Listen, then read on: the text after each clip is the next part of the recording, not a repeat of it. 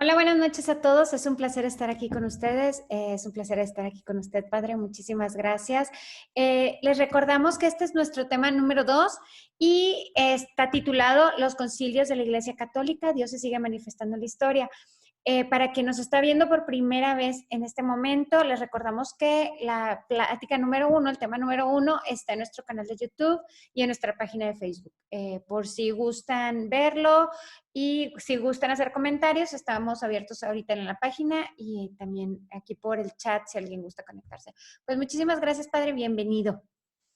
Sí, muchas gracias. Me da mucho gusto saludarles, quienes estén en este momento o quienes verán un poquito más adelante esta plática o esta reflexión. La temática de base inicial es que Dios se sigue comunicando en la historia o Dios se comunica en la historia.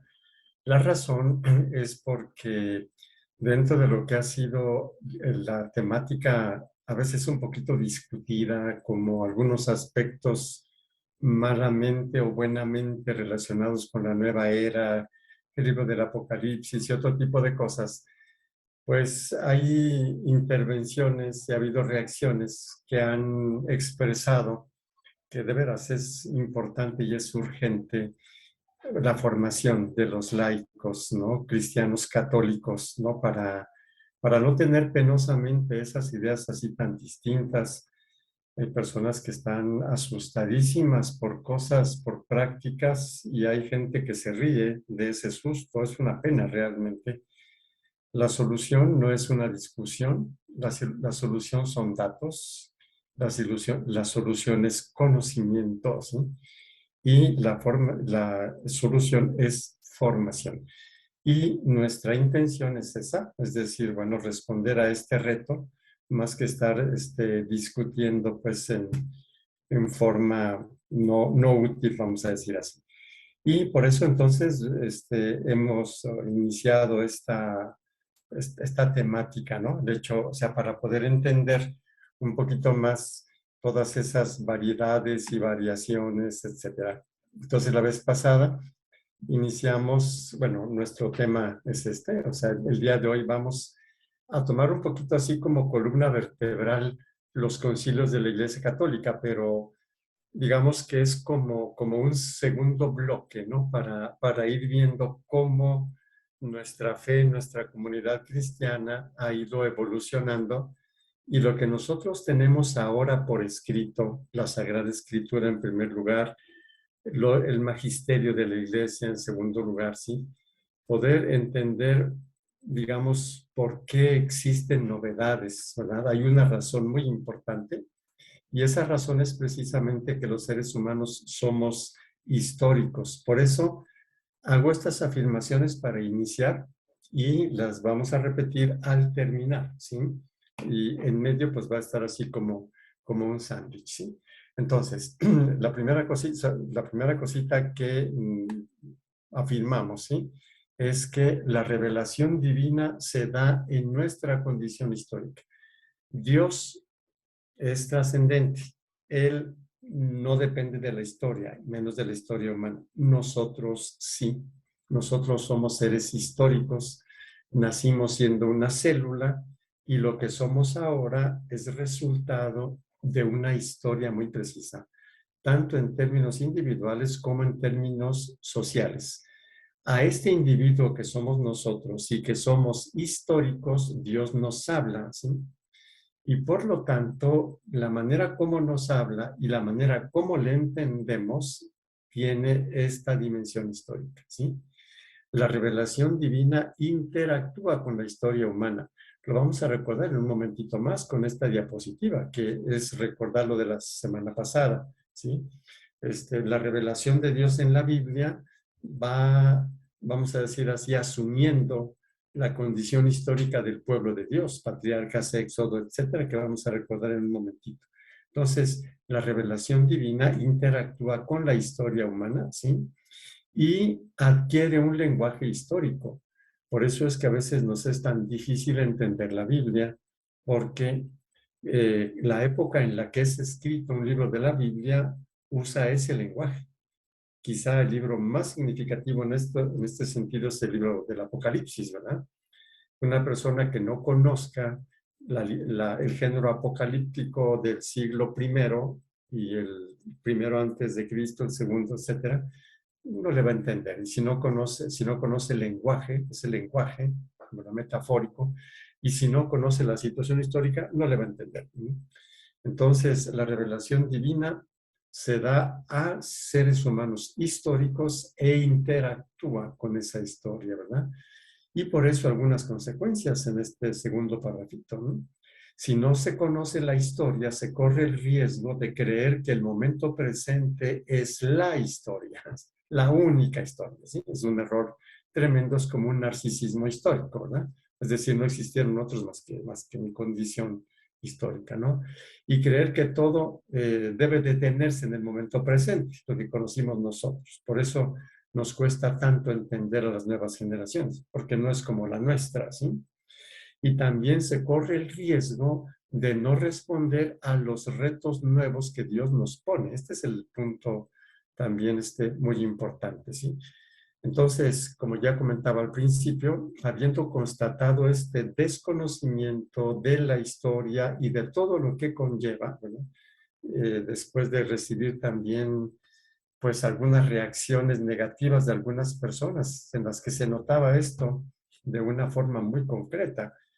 Me recuerdo que alguna persona hizo una reacción que realmente no se entendió. Dice, la palabra de Dios es de todos los tiempos. Bueno, nadie ha dicho lo contrario.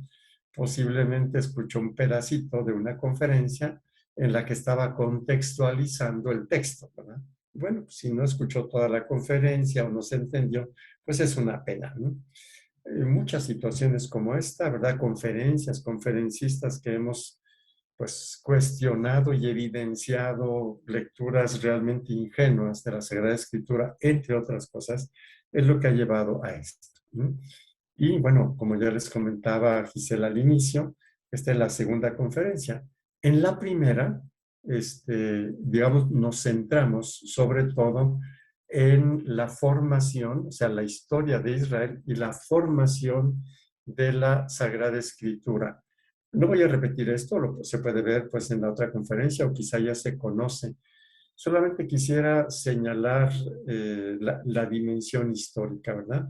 Entonces, el tiempo de los patriarcas, desde Abraham hasta la esclavitud en Egipto, que son unos 500 años aproximadamente, hay una tradición oral, ¿verdad? Que está muy centrada en los israelitas, pero digamos en contacto con los egipcios, ¿verdad?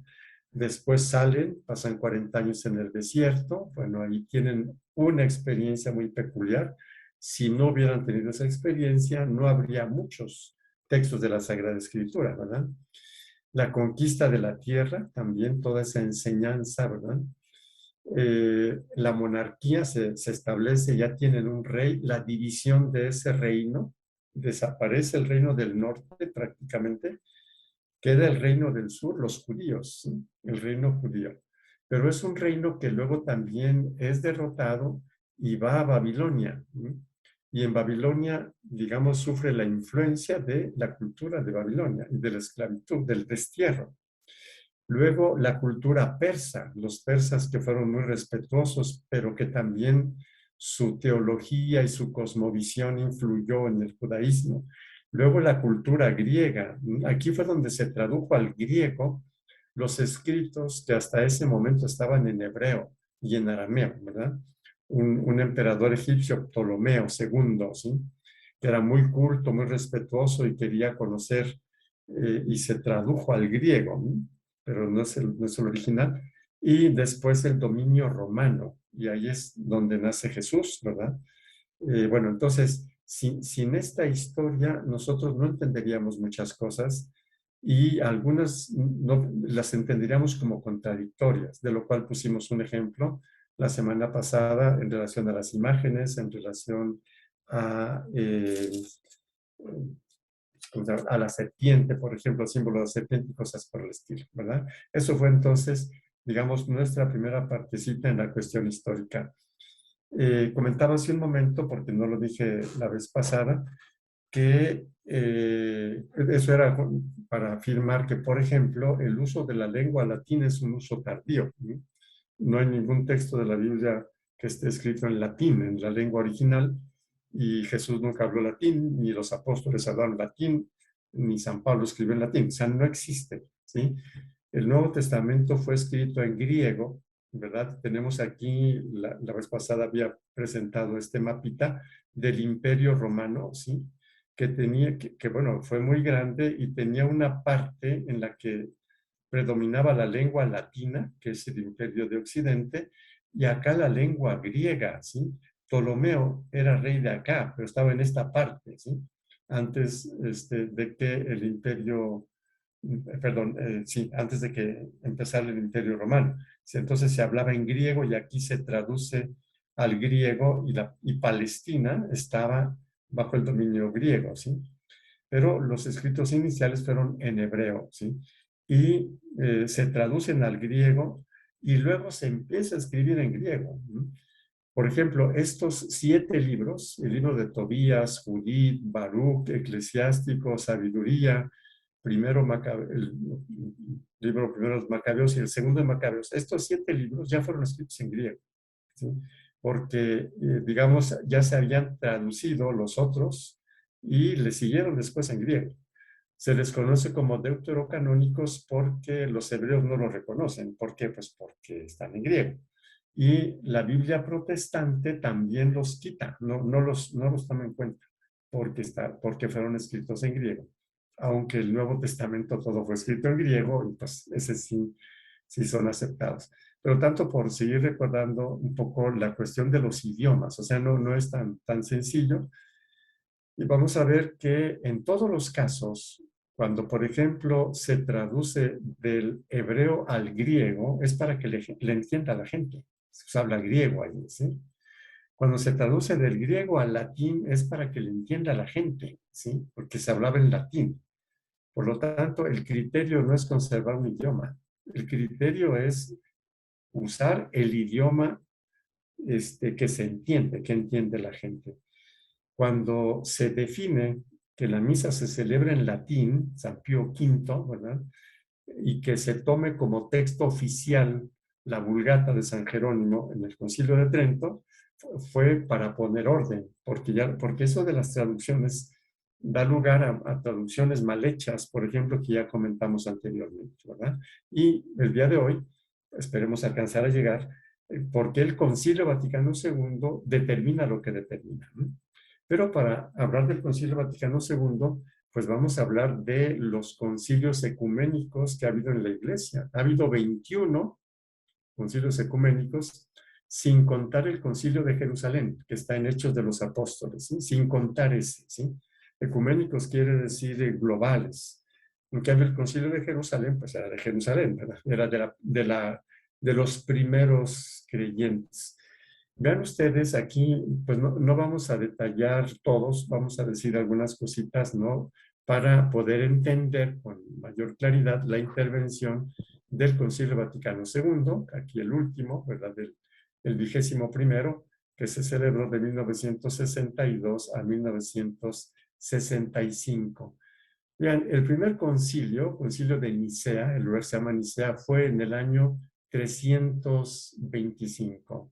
Bueno, ¿qué pasó 12 años antes del 325? Pues el emperador romano se convierte al cristianismo. O si no se convierte, porque no se sabe muy bien, el emperador Constantino, ¿sí? Determina que los cristianos no sean perseguidos y que prácticamente se haga la religión del imperio, ¿sí? Y es tan curioso porque, bueno, eso es en el 313. En el 325 se hace el primer concilio. ¿Y saben quién lo convoca? Pues el emperador romano, ¿sí? Junto con el papa. Qué curioso, ¿verdad?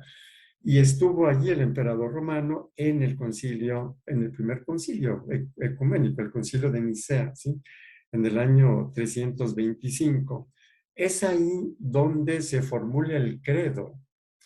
O sea, ¿cuál es la razón? Pues el hecho de poner orden a las verdades del cristianismo, ¿sí? Y ahí está el emperador romano y se define que Jesús es Dios, la divinidad de Jesús. No pensemos que la cosa era tan clarita para todos, o sea, se iban convirtiendo al cristianismo, se predicaba, pero pues la predicación no siempre era muy exacta, ¿no? Y el primer concilio nos dice que los concilios existen precisamente para evitar estos errores, estos desvíos, ¿verdad? Y entonces, en el concilio de Nicea 325 se formula el credo precisamente, ¿sí? Después se define la divinidad de Cristo. En el primer concilio de Constantinopla, por ejemplo, 381, se define la divinidad del Espíritu Santo. Se dice también el Espíritu Santo es Dios, ¿verdad? Después, los demás concilios tienen que ver con este tipo de precisiones teológicas, ¿no? Por ejemplo, en los concilios sucesivos, las dos naturalezas de Jesús. O sea, si sabemos que Jesús es verdadero Dios y verdadero hombre, uno dice, a ver, espérate, pero ¿cómo se explica que tenga dos naturalezas? La naturaleza divina y la naturaleza humana, ¿sí? Y por ahí en el 431, en el concilio de Éfeso, aquí se define eso, ¿sí? Es una sola persona con dos naturalezas. Por lo tanto, lo que le pasa a cualquiera de las dos naturalezas le pasa a la mismísima persona. Por eso es que podemos decir que Dios muere, pero no muere como Dios, muere como hombre, pero es la misma persona, entonces él experimenta la muerte. Y es aquí, por ejemplo, donde se define a la Virgen María como Madre de Dios. ¿Por qué? Pues porque es madre del hombre Jesús y la condición humana de Jesús es de Jesús, es decir, aparte de la divina, ¿sí? Y es ahí donde, por ejemplo, se considera que María es Madre de Dios, ¿sí? Y así sucesivamente.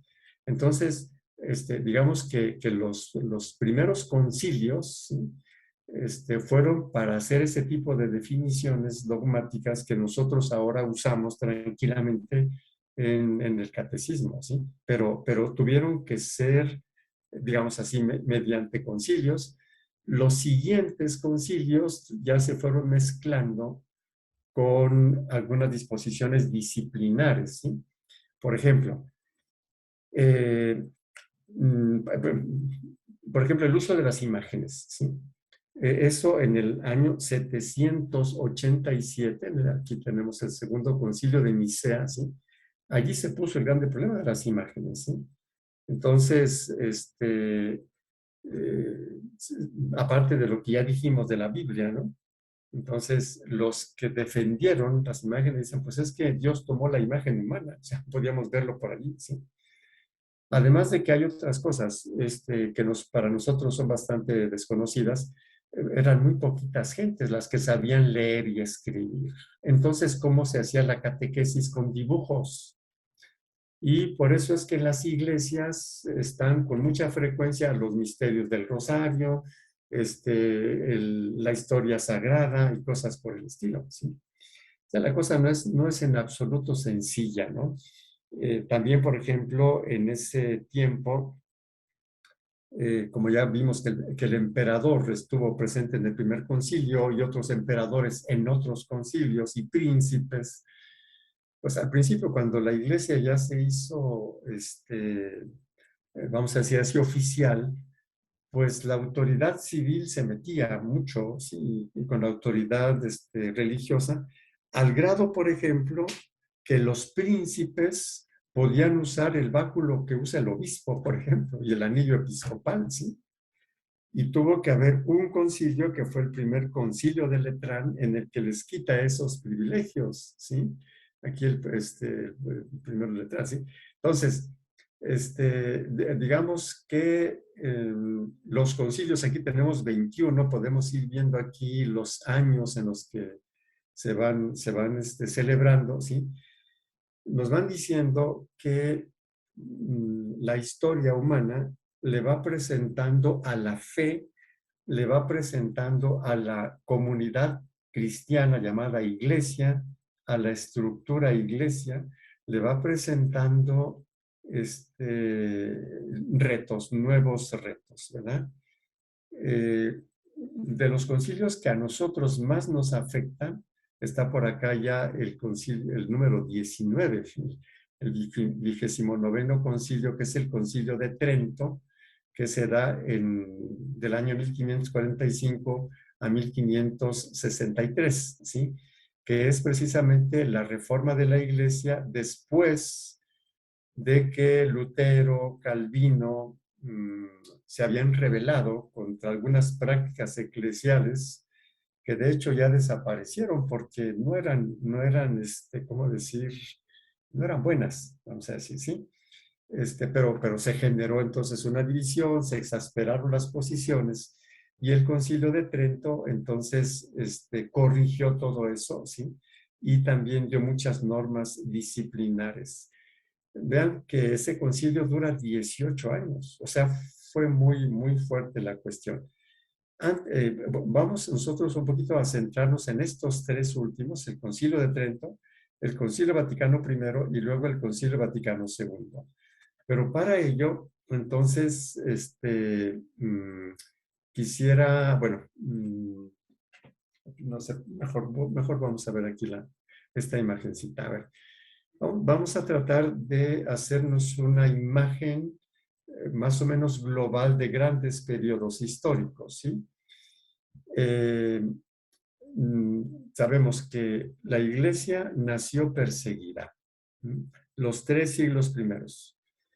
Veíamos año 313, entonces la Iglesia es reconocida, el emperador favorece a la Iglesia, está presente, convoca el concilio, el primer concilio ecuménico, construye la Basílica de San Juan de Letrán en Roma, grandísima, es como con la Iglesia del Papa, ¿sí?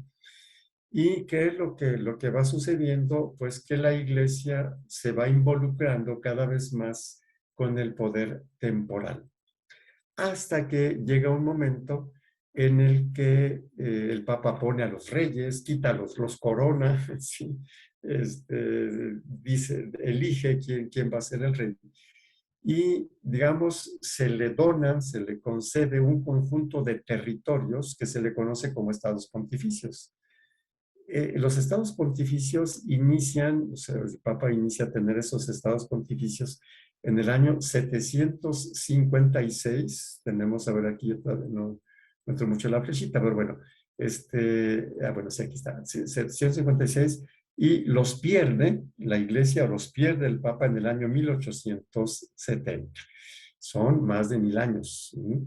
En los cuales, digamos, la situación histórica fue llevando a la Iglesia jerárquica a un poder temporal cada vez mayor. ¿Qué territorio tenían los estados pontificios? Vamos a ver aquí, se ve la flechita, me supongo, ¿sí? Entonces, aquí están las regiones italianas actuales, que serían como los estados en México, no se le llama estados, regiones. Tenemos la región de Lazio, Umbria, Le y Emilia-Romagna, ¿sí? Este rojo, este y este. Esos eran los estados pontificios, ¿sí? No es cualquier cosa, ¿eh? Es bastante, bastante terreno.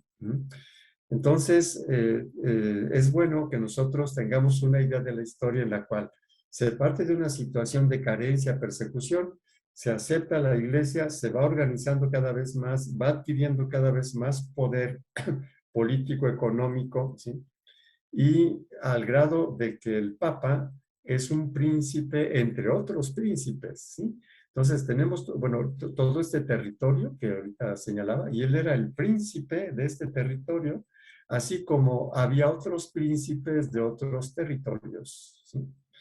Entonces, digamos que esa condición hace que el poder eclesiástico pues se vaya corrompiendo, ¿no? Esta es una cosa que sucede, digamos, casi inexorablemente, ¿sí? Se requiere de veras mucha fuerza de un individuo para no ser corrompido. Y hay quien no es corrompido. Pero, digamos, tomado globalmente, es muy difícil que todos los sucesores sean así, ¿sí? De hecho, por ejemplo, las órdenes llamadas mendicantes, o sea, los franciscanos, los dominicos, nacen en ese tiempo precisamente, ¿sí? San Francisco de Asís, que es como una reacción a todo ese poder. La Iglesia hizo algunos intentos de reforma, eligiendo como sumo pontífice a algún monje o personaje pobre. Y, por ejemplo, uno de ellos fue el Papa Inocencio III, que fue el que aceptó a los franciscanos. Entonces, él, a un cierto punto, quiso reformar la iglesia y no pudo, pero ahí va el Francisquito de Asís, una vez que renuncia a toda su herencia, todo pobre, va con el Papa para que acepte pues esta fraternidad, de lo cual vamos a hablar, posiblemente hoy no alcancemos, pero la siguiente vez, o sea, cómo la historia de la iglesia no es la historia de la jerarquía eclesiástica, que tiene estas situaciones oscuras, ¿no? La iglesia es todos los demás. Por ejemplo, en este caso de San Francisco de Asís, él llega con el Papa Inocencio III y él lo ve a San Francisco de Asís y él tiene una imagen que dice, la iglesia la va a sostener este, ¿sí? La iglesia la sostiene la gente santa, no las estructuras, vamos a decir así. Bueno, después de este paréntesis, señalemos que del año 756 al 1870, ¿sí? Se da, vamos a decir así, el periodo, digamos, de poder político, económico, etcétera, de la jerarquía eclesiástica, que fue subiendo y luego fue bajando, ¿sí? En el año 1870 se estaban formando las naciones europeas, ¿sí? Porque antes eran principados, así no existía Italia, vamos a decir así. Se llamaba la península itálica, como tampoco existía Alemania, tampoco existía España. Por ejemplo, para nosotros España es mucho más conocida. ¿Por qué algunas veces decimos que hablamos el español y otras decimos que hablamos el castellano? Pues porque no todos los españoles hablan español, ¿sí? El español es la lengua de Castilla, que es una región de España, ¿sí? Pero los vascos, los catalanes, etcétera, hablan distinto. Cuando se organizan y se hace una nación, eligen un idioma de entre los que están ahí, ¿sí? En España se eligió el de Castilla, ¿sí? Pues por los grandes literatos españoles. Bueno, pues la lengua italiana sería la lengua de la Toscana, ¿sí? La lengua de Florencia, ¿sí? ¿Por qué? Pues por la Divina Comedia, ¿sí? Entonces, pues es una obra maravillosa, ¿sí? Y bueno, entonces ya se va entonces uniformando. Pero entonces se hace la unidad italiana, ¿sí? Empiezan a confederarse las regiones y pues incluyen o quieren incluir los estados pontificios. Entonces, bueno, el Papa se opone porque se va creyendo que así había sido, etcétera. ¿Y qué es lo que sucede? Pues se lo quitan a fuerza, ¿sí? O sea, el ejército italiano que estaba formando la unidad italiana, conquista a los Estados Pontificios y se los quita al Papa, que era el Papa Pío IX, ¿sí? ¿Y qué le sucede al Papa? Queda recluido allí en la Basílica de San Pedro, prácticamente. Y es hasta los años 30, 1930, por ahí, que con Mussolini se hace un acuerdo con la Iglesia y se establece que esas pocas hectáreas que ahora están en la colina del Vaticano, sea el Estado del Vaticano, ¿sí? Y claro que es un Estado, digamos así, representativo, pues es una cosita de nada comparado con otras naciones. Bueno, pero aquí lo que nos interesa es tener en cuenta ese periodo de la Iglesia en el que hubo algunos papas de veras corrompidos, vamos a decir así. Alejandro VI, por ejemplo, el Papa Alejandro VI, ¿sí? Aquí hay varias cositas que quisiera subrayar. Entonces, la primera es que nosotros afortunadamente ahora tenemos papas muy santos. Papa Francisco es sumamente sencillo y todo. Ahora, ¿sí? Porque esta historia nos enseñó muchísimo, ¿sí? Y ahora para elegir al Papa, ahora sí se pone la cosa así muy estricta, ¿sí? Y no es que sale cualquiera, en absoluto. Pero no fue así en todos esos siglos. Y es ahí donde conviene entender el Concilio de Trento luego el Concilio Vaticano I y el Concilio Vaticano II.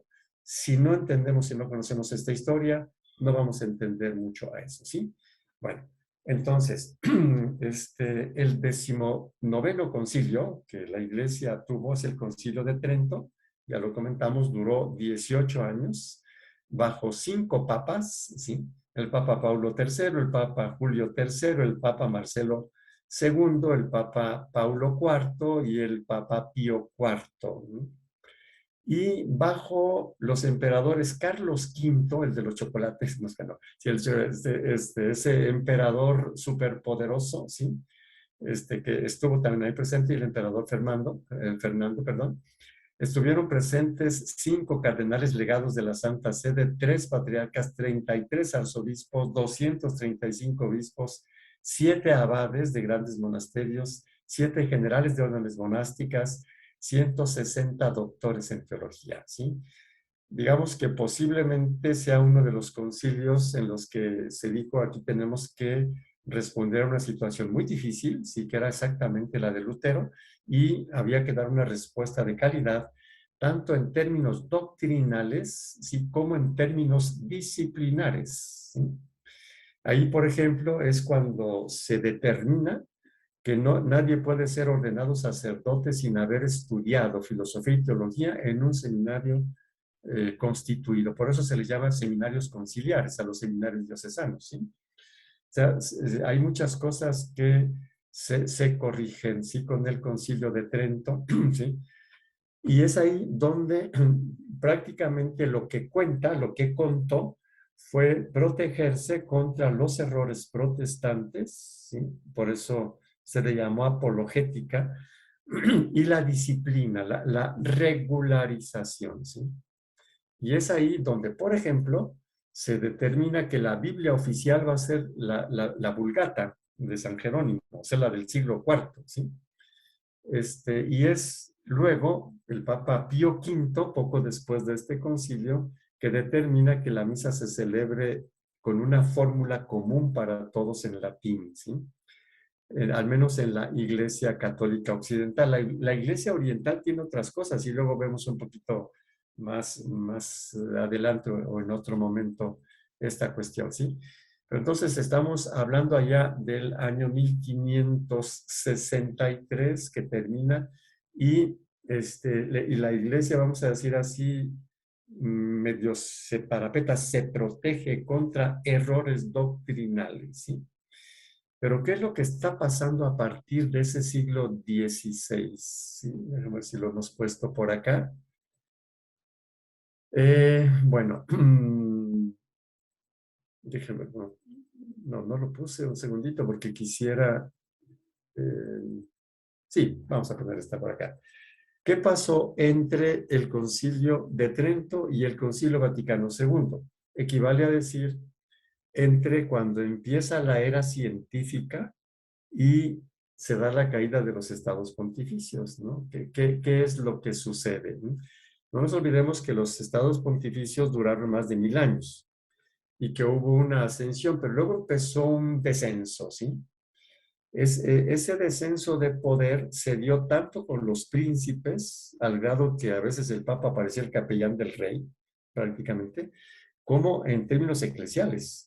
O sea, la iglesia, ya el Papa ya no puede decir así, ya está, se le revelaron, por ahí se le reveló Lutero y cosas por el estilo, y empieza entonces a desmoronarse eso, que termina con la derrota y la pérdida de los estados pontificios y la ruptura de la iglesia con el mundo moderno.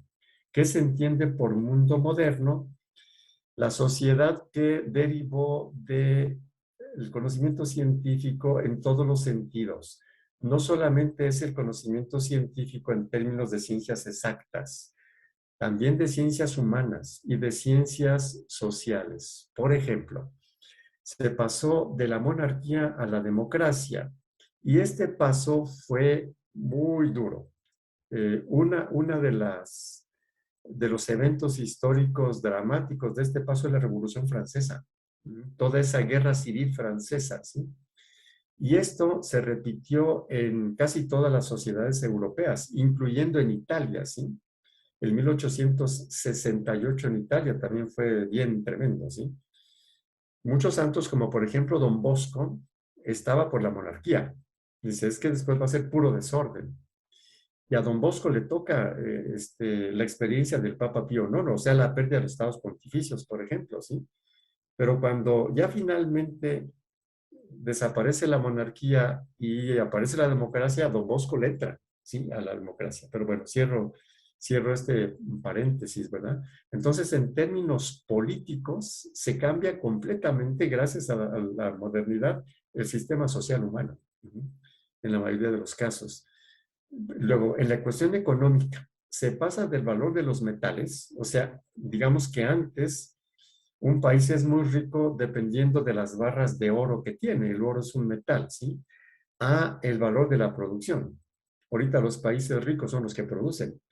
Por ejemplo, Japón. Japón de materias primas no tiene casi nada, ¿no? Lo que tienen son japoneses nada más, ¿verdad? Pero resulta que los japoneses son muy creativos y muy productivos y tienen una economía riquísima por la producción. Se cambia completamente. Y eso tiene fuertes repercusiones sociales, ¿no? El socialismo, por ejemplo, es una estructura social en la que los medios de producción, precisamente la producción de la riqueza, los medios de producción no pueden ser privados, sino son del Estado, ¿verdad?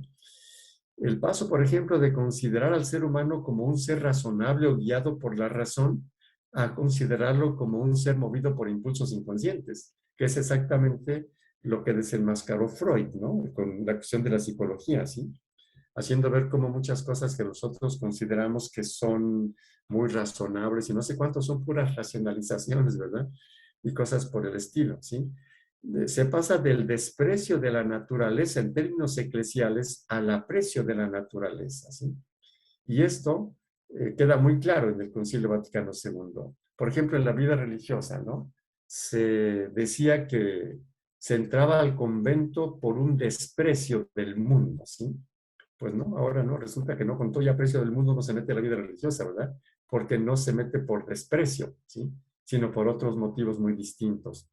Y así podríamos ir señalando muchas cosas. Por ejemplo, el creer que la Tierra es el centro del universo, la astronomía, ¿verdad? A darnos cuenta de que no.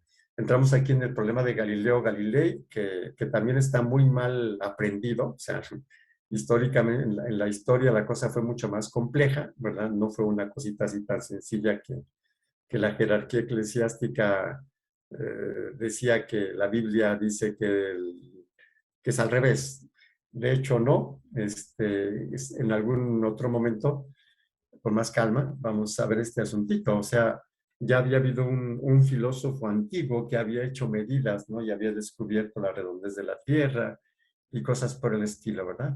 Pero bueno, de todas maneras, digamos que el conocimiento científico revolucionó muchísimas cosas e hizo que la humanidad cada vez fuera menos sumisa. ¿Mm? Entonces, por eso es que se fueron derrumbando muchas cosas. Ok, entonces, a reserva de que haya alguna reacción, ¿verdad? Al final, no me detengo más en esto. Imagínense ustedes retomando la historia del Papa Pío IX, que es el Papa al que le toca perder los estados pontificios y quedarse sin nada físicamente más que encerrado, pues ahí en lo que es la Basílica de San Pedro, etcétera. Muere el Papa Pío IX, es elegido el Papa León XIII, ya digamos un poquito más libre de esta situación, y el Papa León XIII empieza, digamos, lo que hoy conocemos como doctrina social de la Iglesia, publica una encíclica que se llama Rerum Novarum, ¿sí? Y vamos a decir que por ahí empieza, no sé cómo decir, como la encarnación de la iglesia en el tiempo moderno, ¿sí? Después vienen más papas hasta que allá por los años 30, con Pío XI, si no me equivoco, se establece ya el Vaticano como un estado, ¿verdad? Ahí. Bueno, ahí no hay que olvidar que allá por el 1917 estalla la Primera Guerra Mundial, bien tremenda. Después la Segunda Guerra Mundial. En la Segunda Guerra Mundial, que el Papa era el Papa Pío XII, ¿sí? Le toca una época dificilísima. Eh, bueno, hay cosas bien, bien tremendas. La iglesia ahí tuvo una experiencia muy fuerte y muy dura de solidaridad con la humanidad. Por ejemplo, la iglesia protegió a muchísimos judíos en los templos católicos, ¿no? Porque los alemanes, si no, se los acababan, ¿sí? Y eso también fue una experiencia de humanidad que seguramente hizo retomar la Sagrada Escritura, etcétera. Habían iniciado ya en los siglos, junto con las ciencias naturales, vamos a decir así, se desarrollaron muchas otras ciencias, entre ellas las ciencias bíblicas, ¿sí? Entonces se empezó a difundir las investigaciones sobre el hebreo, el griego, el latín, la arqueología, la historia de las culturas, la exégesis bíblica, ¿sí? Entonces, siglo XIX fue muy fuerte en ese sentido, también el XVIII y siglo XX.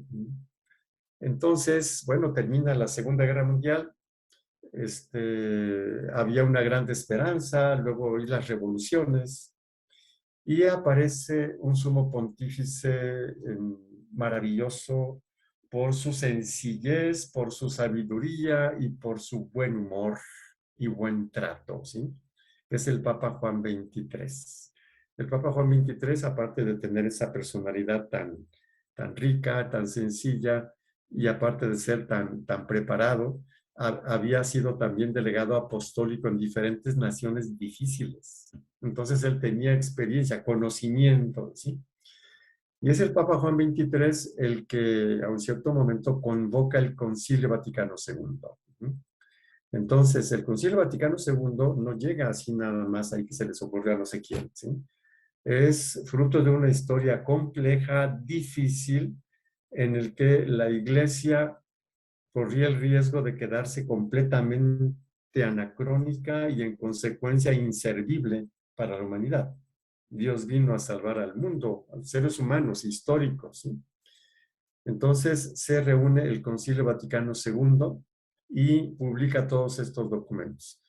Es un concilio que tuvo más de 2000 participantes entre cardenales, teólogos, miembros de otras iglesias, periodistas, ¿sí?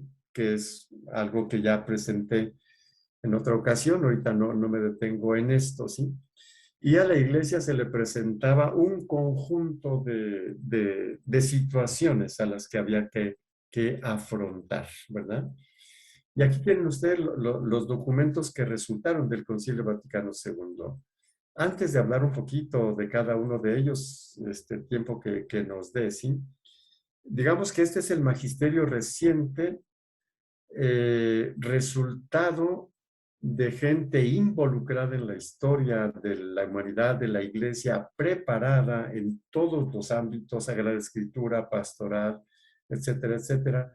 Y es el magisterio reciente más de mayor autoridad que ustedes se puedan imaginar. Cuando una persona que, bueno, ni siquiera puede decirme un documento del magisterio, me dice que está en contra del Concilio Vaticano II, sin de veras poder ni siquiera decirme cuáles son sus documentos, al menos 3, 4 de ellos, de veras es una cosa penosa y exactamente por eso estamos aquí en este momento, ¿verdad? Para decir, no, eso no ayuda absolutamente para nada, ¿sí? Bueno, pues el Concilio Vaticano II es resultado de esto y los documentos fueron elaborados de veras con métodos, bueno, increíbles realmente. ¿Y a qué respondió el Concilio Vaticano II? Bueno, muy rápidamente digo cada uno de los documentos. El primero, Constitución Dogmática sobre la Iglesia, que se conoce en forma técnica por las primeras 2 palabras en latín del documento, que es Lumen Gentium, luz de las gentes, Lumen Gentium. La sigla es LG, Lumen Gentium, ¿sí? Y es sobre la iglesia, o sea, esa constitución dogmática dice qué es la iglesia, ¿sí? La iglesia, pueblo de Dios, la división jerárquica, etcétera, ¿sí? La vida consagrada, ¿sí? Entonces, sobre la iglesia, que somos todos nosotros. Segunda, la constitución dogmática sobre la divina revelación, Dei Verbum, ¿sí? Ahí está también la sigla, donde se recogen los aportes y ya digamos con la autoridad del magisterio eclesiástico de lo que se conoce sobre la Sagrada Escritura, qué es la Sagrada Escritura, qué es palabra de Dios, cómo entender la Sagrada Escritura, qué se tiene que tener en cuenta. Y en alguna ocasión hicimos una aplicación de esto ante algunas formas, algunos conferencistas que, bueno, que sacan de contexto, que, bueno, tantas cosas eh, curiosas, ¿verdad? La Constitución sobre la Sagrada Liturgia Sacrosanctum Concilium, que es cuando se dice que la Santa Misa, por ejemplo, los sacramentos se celebren en lo que se llama lengua vernácula, o sea, la lengua que habla la gente, ¿sí? Porque ¿para quién es? Pues para la gente. ¿Cuál es el criterio? El de siempre. Las traducciones que se fueron haciendo de la Sagrada Escritura, etcétera, fueron en razón de que la gente entendiera, ¿sí? Quienes quieren seguir utilizando un idioma que la gente no entiende, bueno, pues está con otro criterio, bueno, pues ya se sabrá, ¿verdad? Hay una constitución pastoral que es Gaudium et Spes. Esta es importantísima y es de las más largas, ¿sí? Es constitución pastoral sobre la iglesia en el mundo actual.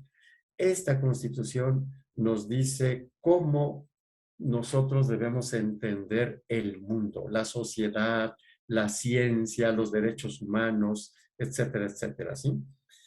Esta constitución pastoral, Gaudium et Spes, inicia así muy claramente, diciendo que los problemas, las alegrías, las tristezas de la gente de nuestro tiempo son importantísimas para los discípulos de Cristo, ¿sí? Es decir, si nosotros condenamos a diestra y siniestra, o sea, no sé si nos interesa realmente lo que la gente sufre. Y esta es una de las cosas que a mí me parece más urgentes y la tenemos desde el año 1965, ¿verdad? El decreto, continúo con los documentos del Concilio Vaticano II, el decreto sobre el oficio pastoral de los obispos, Christus Dominus, ¿sí? Es decir, cuál es la naturaleza del obispo y cuál es la misión del obispo, ¿sí? En cada diócesis, ¿sí? Después el decreto sobre el ministerio y la vida de los presbíteros, de los sacerdotes, ¿sí? O sea, qué es un sacerdote, un presbítero, cuál es su misión, etcétera, etcétera. Una de las cosas muy claras que dice este documento es que hay tres funciones muy importantes del presbítero, ¿sí? Gobernar, enseñar y santificar. Empiezo por la tercera. Santificar, por eso es que recibe el poder de administrar sacramentos, para santificar. Gobernar, porque preside la asamblea y preside los sacramentos. Y sobre todo, enseñar, ¿sí? Esa es una actividad del presbítero. Por eso es por lo que cuando en estas pláticas o conferencias sobre lo que se dice, sobre prácticas que se confunden con nueva era y todo lo que sea, a mis hermanos sacerdotes les digo, hermanos, si no estudiaron, si dicen cosas contra lo que dice la iglesia, estudien, por favor, ¿sí? Porque nuestra misión sacerdotal tiene una de las tres funciones esenciales que se llama enseñar. Y por eso estamos nosotros en este momento haciendo esto precisamente.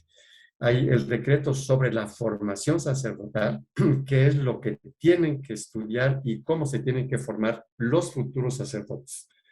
Y este documento sigue teniendo perfeccionamientos, ¿no? Recientemente salió un decreto del Sumo Pontífice en el que se dice dentro de los estudios seminarísticos deben entrar las ciencias humanas, ¿sí? Si los sacerdotes no conocemos al ser humano, tendremos límites muy serios, ¿sí? En nuestra capacidad de guiar y de enseñar, ¿sí? Que es nuestra misión. Después tenemos un decreto, el decreto de la adecuada renovación de la vida religiosa. Hubo muchos cambios, quizá en algún momento venga al caso. Después el decreto sobre el apostolado de los seglares, Apostólica Mactuositatem, ¿sí? Que es un decreto donde se dice que todos los bautizados son apóstoles, ¿sí? Y por lo tanto, pues tienen la misión de ejercer un apostolado por naturaleza, o sea, por su naturaleza bautismal, ¿sí? Después el decreto sobre las iglesias orientales católicas, lo que decía anteriormente, o sea, hay ritos que son de la Iglesia Católica Oriental, donde la misa se celebra de un modo muy distinto a como lo celebramos nosotros, ¿sí? O sea, casi no la reconoceríamos, y es celebración de la Eucaristía. Y hay sacerdotes casados, por ejemplo, ¿sí? Y son católicos, pero quizá lo desconocemos, pertenecen a ritos orientales y están en comunión con el Santo Padre, son católicos como nosotros, ¿verdad? Después otro decreto sobre la actividad misionera de la Iglesia, adyentes sobre las misiones, ¿verdad? Luego el decreto sobre el ecumenismo. Este decreto, bueno, se llama Unitatis Redintegratio, ¿sí? Este documento, junto con el último, acá, Declaración sobre las relaciones de la Iglesia con las religiones no cristianas, ¿sí? Estos dos hablan exactamente sobre budistas, islámicos, etcétera, con mucho respeto, ¿sí? Y ya he citado varias veces esos documentos del Concilio Vaticano II, donde se reconoce que tienen cosas buenas y cosas santas. Algunas no coincidimos, naturalmente, y estamos llamados a entrar en diálogo, ¿sí? Esto, por ejemplo, cuando una persona dice que todas las religiones orientales son demoníacas y no sé cuánto, está yendo contra el magisterio de la Iglesia. Desconoce, qué pena, literalmente, al menos estos dos documentos, Unitatis Redintegratio y Nostra Aetate, ¿sí? El primero, entonces, decreto sobre el ecumenismo y el último, declaración sobre las relaciones de la Iglesia con las religiones no cristianas. Bueno, tenemos también un decreto, el decreto sobre los medios de comunicación social, intermirífica, declaración sobre la libertad religiosa, Dignitatis Humanae, declaración sobre la educación cristiana de la juventud, Gravissimum Educationis, ¿sí? Entonces, todo esto es magisterio eclesiástico, magisterio supremo, ojo, ¿sí? Ya lo había citado en alguna otra ocasión, es el documento, el primero que hemos citado por aquí, la Constitución Dogmática sobre la Iglesia, lo dice bien claramente, ¿sí? Dice, el magisterio de la Iglesia supremo son los concilios ecuménicos. Este es supremo, ¿sí? Junto y en comunión con la autoridad del Santo Padre. Y ningún sacerdote, ningún obispo puede hablar por su cuenta. Esto está claro literalmente en la Constitución Dogmática Lumen Gentium y está en el Código de Derecho Canónico, ¿sí? Entonces, bueno, no sé si ahorita les he bombardeado con muchas cosas, ¿verdad? Pero yo creo que, espero, ¿no? Que se haya podido ver este, que los seres humanos estamos dentro de un dinamismo histórico, estamos llamados a ser responsables con esa historia, que lo que nosotros aprendimos, ¿sí? Está dentro de un contexto histórico, que lo que yo aprendí cuando era chico es resultado de un proceso histórico que tuvo muchos cambios comparados con el principio, ¿verdad? Y bueno, entonces quisiera concluir con la diapositiva inicial, ¿sí? La revelación divina se da en nuestra condición histórica, interactúa con la historia humana, adquiere un lenguaje histórico, ¿sí? Por eso estudiamos los idiomas originales, etcétera. Si no se conoce la historia, se corre el riesgo de creer que el momento presente es la historia y que todo debe detenerse en el momento presente. Así lo conocí yo y así tiene que ser. Bueno, estamos un poquito con el narcisismo histórico y también se corre el riesgo de no responder a los nuevos retos que Dios nos pone, ¿no? Como había comentado, lo que dice al inicio Gaudium et Spes, ¿sí?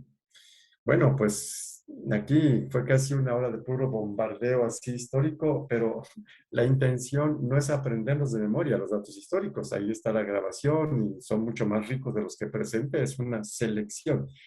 El objetivo es bueno, tener un poquito idea de esos contenidos y también, sobre todo, sentido histórico, porque nuestro reto es responder al momento presente, ¿sí? No al Concilio de Trento. Bueno, no sé si hay alguna reacción final, ¿verdad? Y ya sea que pueda ser ahorita o si no después por escrito, no sé. Ahorita no tenemos ningún comentario. Bueno, Cristi Ortega dice, buenas noches, padre.